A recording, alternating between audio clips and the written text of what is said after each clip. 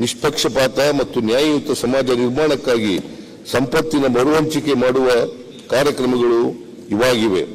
ಸರ್ವೋದಯ ದೃಷ್ಟಿ ಮತ್ತು ಸಮನ್ವಯ ದೃಷ್ಟಿ ಎಲ್ಲೆಲ್ಲೂ ತಾಂಡವಾಡಬೇಕು. ಮತಗಳಲ್ಲಿ, ಸಾಹಿತ್ಯಗಳಲ್ಲಿ, ಸಮಾಜಗಳಲ್ಲಿ ಅಷ್ಟೇ ಏಕೆ ರಾಜಕೀಯ ಕ್ಷೇತ್ರದಲ್ಲಿ, ಆರ್ಥಿಕ ಕ್ಷೇತ್ರದಲ್ಲಿ ಸರ್ವತ್ರ ಎಂದು ವ್ಯಾಪಿಸಬೇಕು.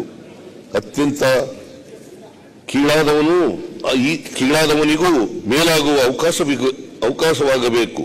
ಇವೆರಡನ್ನೂ ಒಳಗೊಂಡ ಆಧ್ಯಾತ್ಮಿಕ ದೃಷ್ಟಿಯೇ ಪೂರ್ಣ ದೃಷ್ಟಿ.